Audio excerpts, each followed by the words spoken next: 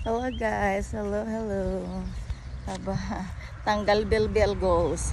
So tingin nyo ba, matatanggal pa ang aking bilbil maliban sa lie position? Paano ko tatanggalin ang aking kabilbil-bilbilan? Oops. Sana no. Sana nakakatulong yung walk namin ito in everyday. Tignan mo naman Oh, we are somewhere in Grino.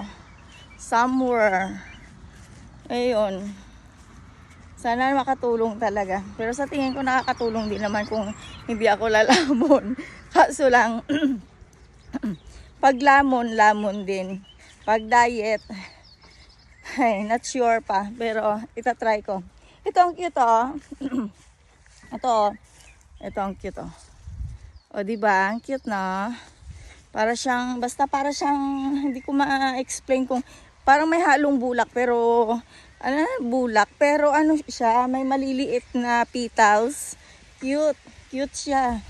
Ang sarap gupitin tapos ilagay mo siya sa base, 'di ba? Oh, ganyan dito. Alam mo yung mga wild flowers sa Denmark, ang gaganda ng kulay. Minsan pag tinignan mo yung mga yellow na na flowers, wild flowers, parang akala mo yung wild na orchids. O diba? Ang ganda. Hinihingal ako. Ayun guys, kamusta na kayong lahat? Sa amang sulok ng mundo, habay, mag-iingat kayo lagi. Aray ko. Mag-iingat kayo lagi at enjoy lang ang buhay.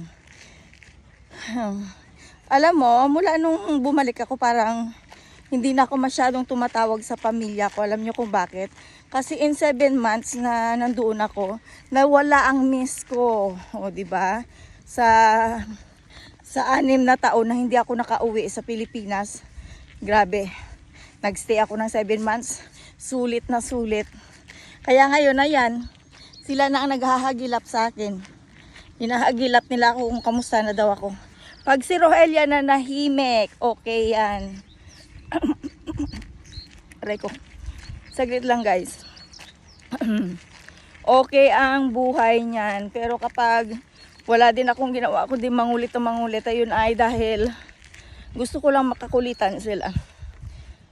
Pag naaalala ko yung mga, alam mo yung mga ginagawa ko sa mga pamangkin ko na pinagtitripan ko, ba ang ganda ng tawa ko niya, lalo na kapag nakita ko yung mga video kung paano ko sila kulitin. Ayun, nakakamiss, no? Mamimiss mo yung mga bagay na hindi mo madalas ginagawa, minsan-minsan lang. Ayun guys, ingat kayo.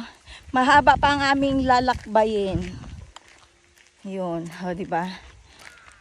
Paikot papuntang city. Doon kami lusot sa city. Dadaanan namin ang golf. Baka gusto nyo mag-golf. Ako kasi, yan yung ayaw ko na sports. Parang feeling ko it's boring.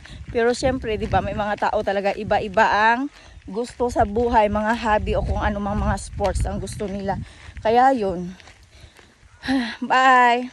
Have a nice day sa inyong lahat. God bless you all. Bye-bye.